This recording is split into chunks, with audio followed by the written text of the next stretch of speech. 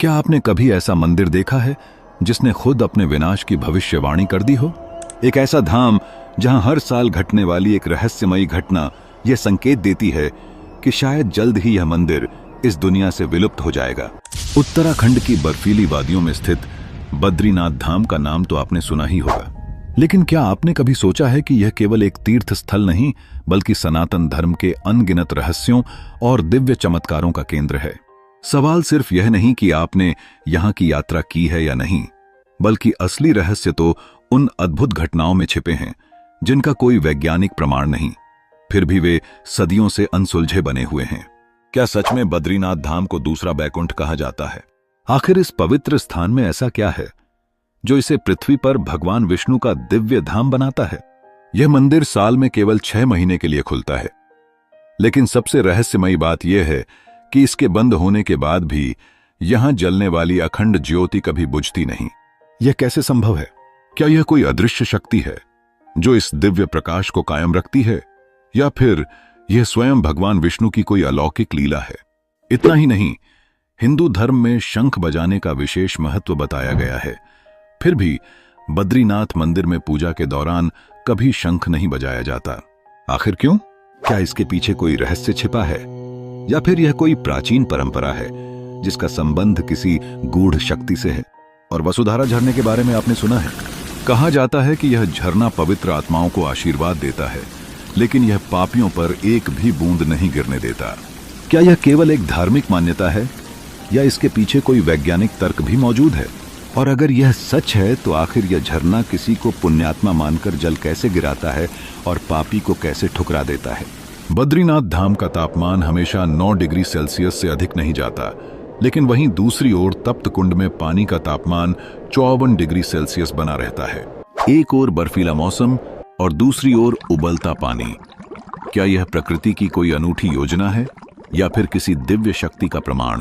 और जोशीमठ में स्थित भगवान नरसिंह की मूर्ति का हाथ हर साल पतला होता जा रहा है। आखिर ऐसा क्यों हो रहा है? पुराणों में कहा गया है कि जिस दिन यह हाथ पूरी तरह टूट जाएगा उस दिन बद्रीनाथ का अंत शुरू हो जाएगा। क्या यह कलयुग के अंत की ओर इशारा कर रहा है, या इसके पीछे कोई और गूढ़ संकेत छिपा है? भीम पुल, जिसे महाभारत काल का साक्षी माना जाता है, बिना किसी सहारे के हजारों वर्षों से कैसे टिका हुआ है? क्या यह सिर्फ एक संयोग है, या इसके निर्माण में कोई प्राचीन रहस्य छिपा हुआ है? और वह दिव्य मूर्ति जिसे आदि शंकराचार्य ने नारद कुंड से प्राप्त किया था, आखिर उन्हें कैसे पता चला कि यही भगवान बद्रीनाथ की मूर्ति है? क्या यह केवल आध्यात्मिक आस्था थी, या इसके पीछे कोई रहस्यमयी संकेत छुपा था? इन सवालों के जवाब इतिहास के उन धुंधले पड़े पन्नों में छिपे हैं जिन पर समय की परतें चढ़ चुकी हैं। लेकिन सबसे महत्वपूर्ण सवाल यह है, क्या सच में बद्रीनाथ धाम एक दिन विलुप्त हो जाएगा? और क्या आपने कभी सोचा है कि यहाँ के मुख्य पुजारी हमेशा केरल के नंबूदरी ब्राह्मण ही क्यों होते हैं? इसके पीछे भी एक अद्भुत इतिहास छिपा है जिसे बहुत कम लोग जानते हैं। बद्रीनाथ धाम की हर बात एक रहस्य है, एक चमत्कार है जो विज्ञान और आस्था के बीच एक अनोखा संतुलन बनाता है। तो क्या आप इन रहस्यों से पर्दा उठाने के लिए तैयार हैं?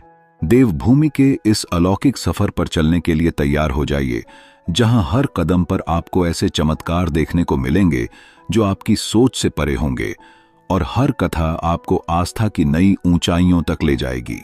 यह सिर्फ एक तीर्थ यात्रा नहीं, बल्कि एक दिव्य रहस्य से पर्दा उठाने वाली यात्रा है।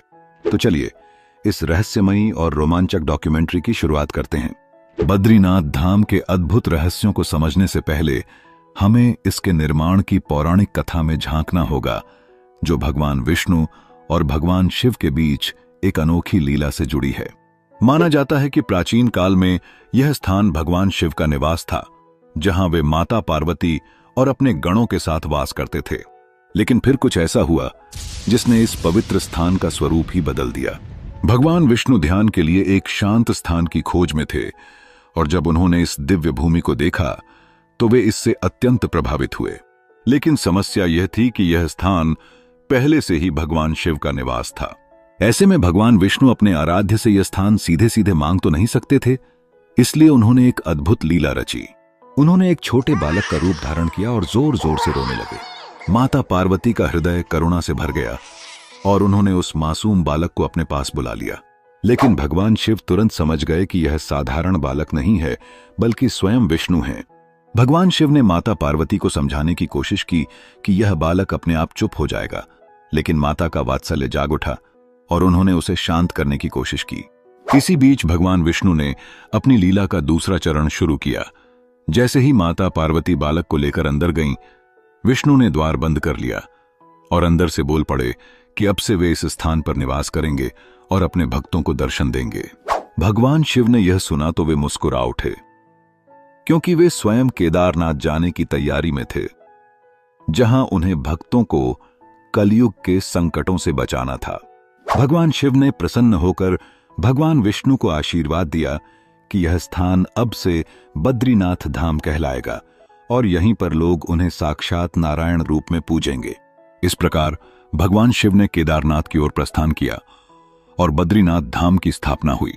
कहते हैं कि इस मंदिर का निर्माण देवताओं के आग्रह पर स्वयं विश्वकर्मा ने किया था। लेकिन क्या आप जानते हैं कि इस मंदिर में स्थित भगवान विष्णु की प्रतिमा से भी एक अनोखा रहस्य जुड़ा हुआ है? यह केवल एक मूर्ति नहीं, बल्कि एक दिव्य प्रतिमा है, जिसके बारे में कहा जाता है कि यह स्वयं प्रकट हुई थी। बद्रीनाथ मंदिर में स्थापित भगवान विष्णु की यह प्रतिमा करीब 1 मीटर लंबी है और शालिग्राम पत्थर से बनी हुई है। किंवदंती है कि आदि शंकराचार्य ने 7वीं शताब्दी में इस प्रतिमा को अलकनंदा नदी से निकालकर यहां स्थापित किया था। माना जाता है कि यह केवल एक पत्थर नहीं, बल्कि भगवान विष्णु की स्वयं प्रकट हुई दिव्य मूर्ति है, जिसे देखना मात्र ही मोक्ष की ओर ले जाता है। लेकिन सवाल यह उठता है कि आदि शंकराचार्य को कैसे पता चला कि यही वह दिव्य प्रतिमा है जिसे इस मंदिर में स्थापित किया जाना चाहिए? क्या यह केवल एक संयोग था या इसके पीछे भी कोई अलौकिक संकेत था? यह रहस्य आज भी बद्रीनाथ धाम के अनसुलझे चमत्कारों में से एक बना हुआ है। 6ठी शताब्दी के आसपास, जब इस पवित्र मंदिर की सुरक्षा का कोई निश्चित प्रबंध नहीं था, तब यहां न तो कोई सैनिक तैनात थे और न ही कोई अन्य रक्षक।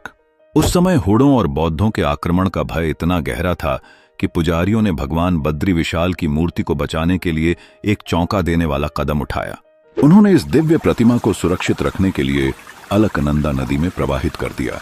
लेकिन तब किसी ने सोचा भी नहीं था कि यह मूर्ति सदियों तक लुप्त रहेगी और इसके दोबारा प्रकट होने की कहानी स्वयं एक चमत्कार से कम नहीं होगी। सैकड़ों वर्षों के बाद जब आदि शंकराचार्य बद्रीनाथ पहुंचे, तो उन्होंने इस मंदिर की मूल प्रतिमा के बारे में जानकारी प्राप्त करनी चाहिए। लेकिन जब पुजारियों से पूछा गया, तो उन्होंने बताया कि उनके पूर्वजों ने मूर्ति को सुरक्षित रखने के लिए नदी में प्रवाहित कर दिया था, किंतु किसी को यह ज्ञात नहीं था कि मूर्ति को किस दिशा में डाला गया था। यह सुनकर आदि शंकराचार्य ध्यान में लीन हो गए और दिव्य दृष्टि से मूर्ति का स्थान खोजने लगे। ध्यानस्थ अवस्था में उन्हें एक संकेत मिला और वे बिना किसी हिचक के अलकनंदा नदी की ओर बढ़ चले। पुजारियों की उत्सुक और चिंतित दृष्टियां उन्हें देख रही थीं, लेकिन फिर कुछ ऐसा हुआ जो किसी ने कल्पना भी नहीं की थी। आदि शंकराचार्य ने सीधे नारद कुंड में छलांग लगा दी। यह देखकर पुजारियों के बीच हाहाकार मच गया, क्योंकि नारद कुंड अपनी गहराई और विशालता के लिए कुख्यात था। उसमें गिरने के बाद जीवित लौटना लगभग असंभव माना जाता था। लेकिन शंकराचार्य कोई साधारण मनुष्य नहीं थे, वे एक दिव्य पुरुष थे। कुछ ही क्षणों के बाद जब वे कुंड से बाहर निकले, तो उनके हाथों में वही दिव्य प्रतिमा थी जिसे सदियों पहले सुरक्षित रखने के लिए नदी में प्रवाहित कर दिया गया था। पुजारियों और श्रद्धालुओं के लिए यह किसी चमत्कार से कम नहीं था। शास्त्रों के अनुसार इस मंदिर में भगवान नारायण की पूजा 6 महीने मनुष्य और 6 महीने स्वयं देवता करते हैं। जब मंदिर के कपाट बंद रहते हैं, तब उनकी पूजा जोशी मठ में स्थित बद्री विशाल उत्सव मूर्ति के रूप में जारी रहती है। यह केवल एक धार्मिक कथा नहीं, बल्कि भारतीय संस्कृति और इतिहास का एक अभिन्न अंग भी है। लेकिन क्या आपने कभी सोचा है कि आखिर बद्रीनाथ धाम के कपाट 6 महीने तक बंद क्यों रहते हैं? क्या यह केवल मौसम की मार है या इसके पीछे कोई गहरा रहस्य छिपा है? मान्यता है कि बद्रीनाथ धाम के कपाट हर वर्ष 6 महीनों के लिए बंद कर दिए जाते हैं, विशेष रूप से मौसम की प्रतिकूल परिस्थितियों के कारण। अक्टूबर-नवंबर के दौरान यहां भारी बर्फबारी होने लगती है, जिससे रास्ते अवरुद्ध हो जाते हैं और श्रद्धालुओं का आवागमन असंभव हो जाता है। इसीलिए भक्तों की सुरक्षा को ध्यान में रखते हुए मंदिर के द्वार बंद कर दिए जाते हैं। लेकिन क्या यह केवल प्राकृतिक कारणों से होता है या इसके पीछे कोई दैवीय योजना भी काम कर रही है? जब मंदिर के कपाट बंद होते हैं तो पूजा अर्चना का कार्य जोशी मठ में स्थित भगवान नरसिंह के मंदिर में बद्री विशाल उत्सव मूर्ति के रूप में जारी रहता है। कपाट बंद करने की तिथि विजयादशमी के दिन घोषित की जाती है और आमतौर पर अक्षय तृतीया के दिन इसे फिर से खोला जाता है।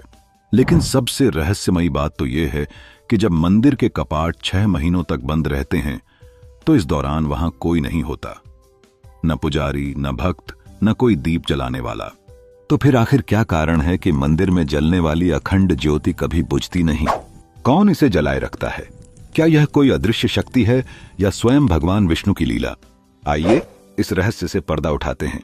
बद्रीनाथ धाम की अखंड ज्योति का रहस्य और इसका आध्यात्मिक महत्व आज भी श्रद्धालुओं और वैज्ञानिकों के लिए एक अनसुलझी पहेली बना हुआ है। इस दिव्य ज्योति की सबसे अद्भुत बात यह है कि यह बिना किसी बाहरी साधन के, न तेल न बाती, लगातार 6 महीनों तक जलती रहती है। यह अपने आप में एक ऐसा चमत्कार है जो इस मंदिर की दिव्यता को और भी रहस्यमय बना देता है। हजारों वर्षों से चली आ रही मान्यता के अनुसार यह ज्योति भगवान विष्णु की उपासना और उनकी सजीव उपस्थिति का प्रतीक मानी जाती है। जब मंदिर के कपाट बंद होते हैं तब भी यह ज्योति जलती रहती है, जो यह दर्शाती है कि भगवान हर समय यहां विराजमान रहते हैं। इस ज्योति के दर्शन मात्र से श्रद्धालुओं की आस्था और भक्ति को एक नई ऊर्जा मिलती है।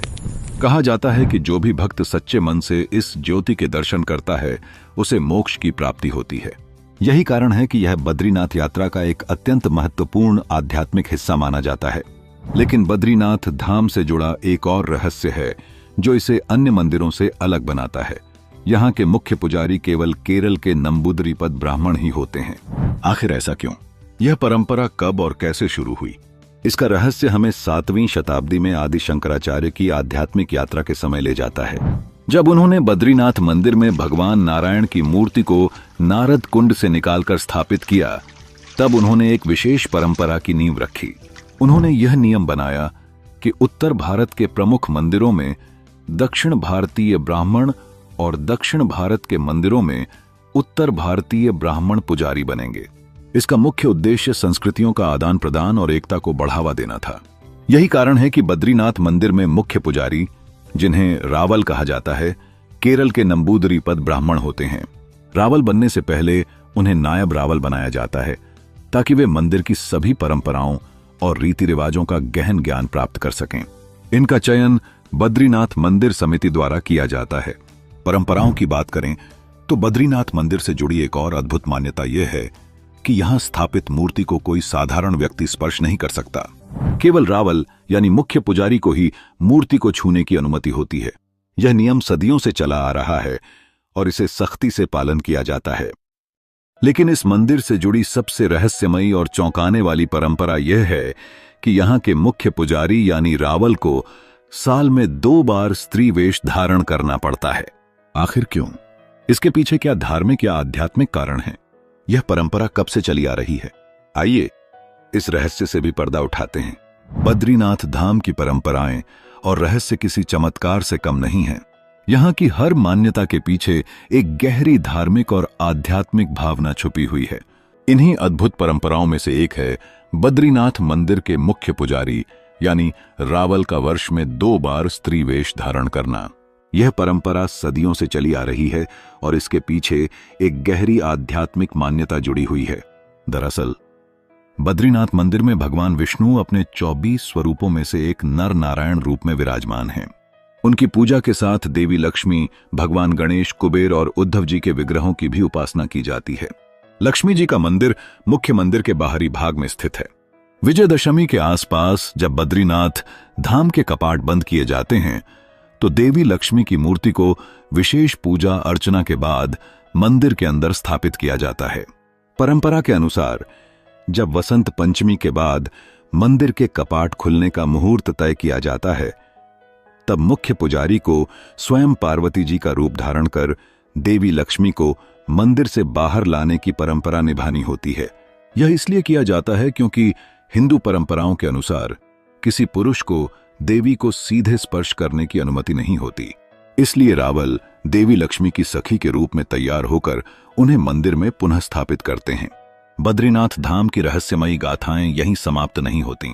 इस पवित्र भूमि के हर कोने में एक अलग चमत्कार छिपा हुआ है। ऐसा ही एक अद्भुत स्थान है वसुधारा झरना, जो बद्रीनाथ धाम से लगभग 4 किलोमीटर की दूरी पर स्थित है। यह झरना लगभग 400 फीट की ऊंचाई से गिरता है और इसका जल अत्यंत शीतल और पवित्र माना जाता है। किंतु इसके बारे में कहा जाता है कि इसका जल केवल पुण्यात्माओं पर ही गिरता है। यह मान्यता महाभारत काल से जुड़ी हुई है। कहा जाता है कि जब महाभारत युद्ध समाप्त हुआ तब पांडव अपने अंतिम सफर स्वर्गारोहिणी यात्रा पर निकले थे। इस दौरान उन्होंने वसुधारा झरने के पास विश्राम किया। मान्यता है कि 5 पांडवों में से सहदेव ने यहीं अपने प्राण त्याग दिए थे। यह कहा जाता है कि यह झरना हर किसी के ऊपर नहीं गिरता। यदि किसी व्यक्ति ने जीवन में पाप किए हैं या उसके मन में बुरे विचार हैं, तो इस झरने की एक भी बूंद उसके शरीर को स्पर्श नहीं करती। केवल वे ही लोग इस झरने के जल को महसूस कर सकते हैं जिनका हृदय निष्कलंक और पवित्र होता है। ऐसा क्यों होता है? क्या यह सिर्फ एक लोक कथा है या इसके पीछे कोई वैज्ञानिक कारण छुपा हुआ है? कई लोग यह मानते हैं कि इस झरने का जल अत्यधिक ऊंचाई से गिरने के कारण हवा में बारीक बूंदों में परिवर्तित हो जाता है, जो हल्की होती हैं और केवल उन्हीं पर गिरती हैं जो झरने के सही कोण पर खड़े होते हैं। लेकिन स्थानीय श्रद्धालु इसे एक दिव्य संकेत मानते हैं, एक परीक्षा कि कौन पुण्यात्मा है और कौन नहीं। यह रहस्य ही इस झरने को और अधिक चमत्कारी और रोमांचक बनाता है। कुछ मान्यताओं के अनुसार यह झरना केवल एक साधारण झरना नहीं, बल्कि स्वर्ग का प्रवेश द्वार माना जाता है। क्या इसमें कोई सच्चाई है? क्या वसुधारा झरना किसी दूसरे आयाम से जुड़ा हुआ स्थान है? आइए इस रहस्य से भी पर्दा हटाते हैं। बद्रीनाथ धाम में मौजूद हर स्थान अपने आप में एक अनोखा रहस्य समेटे हुए है। चाहे वह अखंड ज्योति हो, वसुधारा झरना हो या फिर भीम पुल, यहाँ का हर कोना पौराणिक कथाओं और चमत्कारिक घटनाओं से भरा हुआ है। बद्रीनाथ धाम से कुछ ही दूरी पर स्थित भीम पुल एक अद्भुत संरचना है, जो न केवल अपने विशाल आकार के कारण आकर्षण का केंद्र बनी हुई है, बल्कि इसकी पौराणिक मान्यता भी इसे विशेष बनाती है। यह पुल एक ही विशाल शिला से निर्मित है, जिसे देखकर हर कोई आश्चर्यचकित रह जाता है। महाभारत के अनुसार जब पांडव स्वर्गारोहण यात्रा पर निकले थे, तब उन्हें सरस्वती नदी के पार जाना था। यह नदी अत्यंत वेग से बह रही थी, जिससे द्रौपदी और अन्य पांडव आगे नहीं बढ़ पा रहे थे। इसी दौरान महाबली भीम ने अपनी शक्ति का प्रदर्शन करते हुए एक विशाल शिला को उठाकर नदी के दोनों किनारों पर रख दिया। इस प्रकार एक प्राकृतिक पुल का निर्माण हो गया, जिससे पांडवों ने आगे की यात्रा जारी रखी। सबसे आश्चर्यजनक तथ्य यह है कि भीम पुल पर आज भी 5 उंगलियों के निशान देखे जा सकते हैं। ऐसा कहा जाता है कि जब भीम ने यह शिला उठाई तो उनकी ताकत और दबाव के कारण इस पर उनके हाथों के निशान अंकित हो गए, जो आज भी श्रद्धालुओं के लिए एक रहस्य बने हुए हैं। यह पुल आज भी सैकड़ों श्रद्धालुओं और पर्यटकों के आवागमन का साधन बना हुआ है। यह न केवल महाभारत काल की एक निशानी है, बल्कि यह भी प्रमाणित करता है कि प्राचीन काल में भी ऐसी अद्भुत घटनाएं घटित हुई थीं, जो मानव की शक्ति और आध्यात्मिकता को दर्शाती हैं। बद्रीनाथ धाम में श्रद्धालुओं को दिया जाने वाला प्रसाद भी एक अनोखा रहस्य समेटे हुए है। इस मंदिर में तुलसी का प्रसाद वितरित किया जाता है, जो बाकी मंदिरों के प्रसाद से अलग है। बद्रीनाथ मंदिर में चढ़ाए जाने वाले तुलसी प्रसाद की सबसे बड़ी विशेषता यह है कि यह कभी खराब नहीं होता। आप इस प्रसाद को कितने भी दिन रख लें, यह न तो खराब होता है और न ही इसकी सुगंध समाप्त होती है। इस तुलसी प्रसाद को विशेष रूप से भगवान बद्रीनाथ को अर्पित करने के बाद ही भक्तों को वितरित किया जाता है। कहा जाता है कि इस प्रसाद को ग्रहण करने से शारीरिक और मानसिक शुद्धता प्राप्त होती है। वैज्ञानिक दृष्टिकोण से देखें तो तुलसी में औषधीय गुण पाए जाते हैं, जिससे यह जल्दी खराब नहीं होती। तुलसी में मौजूद एंटीबैक्टीरियल और एंटीऑक्सीडेंट गुण इसे लंबे समय तक सुरक्षित रखते हैं। लेकिन श्रद्धालु इसे केवल भगवान बद्रीनाथ की कृपा मानते हैं, जो इस प्रसाद को दिव्यता प्रदान करती है। क्या सच में भीम ने अकेले ही यह विशाल शिला उठाकर पुल बना दिया था? क्या सच में तुलसी प्रसाद कभी खराब नहीं होता, या इसके पीछे कोई वैज्ञानिक कारण है? यह सभी रहस्य आध्यात्मिकता और विज्ञान के बीच की कड़ी हैं, जिनका उत्तर आज भी खोजा जा रहा है। बद्रीनाथ धाम में आने वाले श्रद्धालु इस पवित्र स्थान से प्रसाद के रूप में तुलसी लेकर जाते हैं। इस तुलसी की खासियत यह है कि यह ठंडी जलवायु में ही उगती है और इसकी खुशबू महीनों तक बनी रहती है। यही कारण है कि यह तुलसी कभी खराब नहीं होती और अपनी पवित्रता को सदैव बनाए रखती है। बद्रीनाथ धाम में मौजूद तप्त कुंड अपने आप में एक बहुत बड़ा रहस्य समेटे हुए है। इस कुंड को सूर्यदेव का निवास स्थान माना जाता है। चारों ओर बर्फ से ढके पहाड़ों के बीच स्थित इस कुंड का पानी सर्द मौसम में भी हमेशा गर्म बना रहता है। भले ही आसपास का तापमान -डिग्री तक पहुंच जाए, लेकिन इस कुंड का जल कभी ठंडा नहीं होता। पौराणिक मान्यताओं के अनुसार जब सूर्यदेव को भक्ष भक्षी की हत्या का पाप लगा था, तो उन्होंने भगवान नारायण से इस पाप से मुक्ति पाने का उपाय पूछा। भगवान नारायण ने उन्हें बद्रीनाथ धाम में स्थित इस तप्त कुंड में तपस्या करने को कहा। सूर्यदेव ने इस कुंड में कठोर तपस्या की, जिससे यह स्थान उनकी ऊर्जा से भर गया और इसे सूर्यदेव का निवास माना जाने लगा। यही कारण है कि इस कुंड का पानी हमेशा गर्म रहता है। आश्चर्य की बात यह है कि इस कुंड का पानी बाहर से छूने पर बहुत गर्म लगता है, लेकिन जब कोई इसमें स्नान करता है तो यह शरीर के तापमान के अनुरूप हो जाता है। स्नान करने पर शरीर जलता नहीं है, बल्कि नई ऊर्जा का संचार होता है।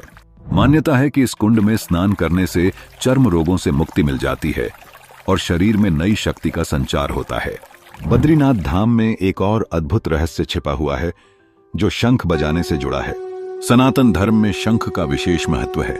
समुद्र मंथन से प्राप्त 14 रत्नों में से एक शंख भी था, लेकिन बद्रीनाथ धाम में शंख बजाने की सख्त मनाही है।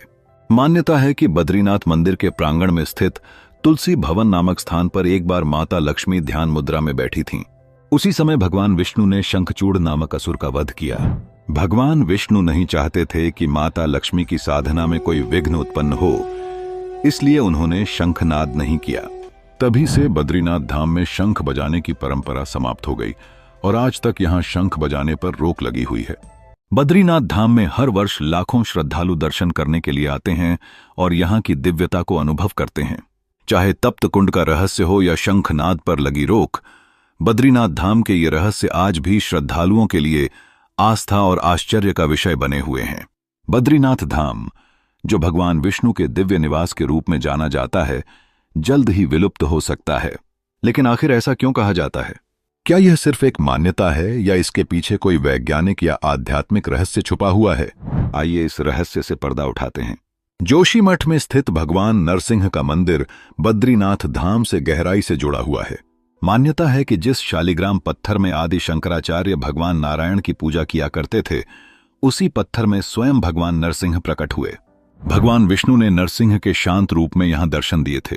लेकिन इस मंदिर से जुड़ी एक रहस्यमयी बात यह भी कही जाती है कि भगवान नरसिंह की मूर्ति का एक हाथ धीरे धीरे पतला होता जा रहा है। श्रद्धालुओं और संतों का मानना है कि जिस दिन यह हाथ पूरी तरह टूट जाएगा, उसी दिन नर और नारायण पर्वत आपस में मिल जाएंगे, जिससे बद्रीनाथ जाने का मार्ग पूरी तरह से अवरुद्ध हो जाएगा। यह संकेत है कि भविष्य में बद्रीनाथ धाम विलुप्त हो सकता है। क्या यह केवल एक धार्मिक मान्यता है या इसके पीछे कोई वैज्ञानिक कारण भी हो सकता है? कुछ वैज्ञानिक अध्ययनों के अनुसार हिमालय क्षेत्र में लगातार भूगर्भीय परिवर्तन हो रहे हैं। इस क्षेत्र की भौगोलिक संरचना और जलवायु परिवर्तन के कारण भूस्खलन और भूगर्भीय हलचलें बढ़ रही हैं। यह संभव है कि भविष्य में बद्रीनाथ धाम का मार्ग किसी बड़े भूस्खलन के कारण अवरुद्ध हो जाए। हालांकि यह भविष्य की बात है और कोई निश्चित भविष्यवाणी नहीं की जा सकती। लेकिन श्रद्धालुओं की मान्यता है कि जब तक भगवान नरसिंह की मूर्ति का हाथ नहीं टूटता, तब तक बद्रीनाथ धाम में भक्तों का आगमन जारी रहेगा। बद्रीनाथ धाम से जुड़ी यह रहस्यमयी कथा आस्था और आश्चर्य का एक अनोखा संगम है। क्या सच में बद्रीनाथ धाम एक दिन विलुप्त हो जाएगा? यह सवाल आज भी भक्तों और वैज्ञानिकों के लिए एक रहस्य बना हुआ है। तो दोस्तों, बद्रीनाथ धाम सिर्फ एक तीर्थ स्थल ही नहीं, बल्कि आस्था, इतिहास और रहस्यों का अद्भुत संगम है। यहाँ के दिव्य स्थल, पवित्र जलधाराएं और अद्भुत प्राकृतिक नजारे भक्तों को ईश्वरीय अनुभूति कराते हैं। लेकिन क्या यह सच में विलुप्त हो जाएगा? क्या नरसिंह भगवान की मूर्ति का हाथ एक दिन टूटकर इस पवित्र धाम के अंत का संकेत देगा, या यह केवल एक मान्यता भर है? यह सवाल आज भी एक रहस्य बना हुआ है। लेकिन एक बात तय है, जब तक यह धाम अस्तित्व में है, तब तक यह भक्तों की आस्था और श्रद्धा का केंद्र बना रहेगा। चाहे यह